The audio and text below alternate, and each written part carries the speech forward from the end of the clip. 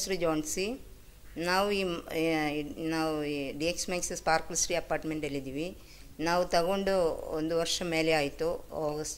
ಸೆಪ್ಟೆಂಬರಲ್ಲಿ ಬಂದಿದ್ದೀವಿ.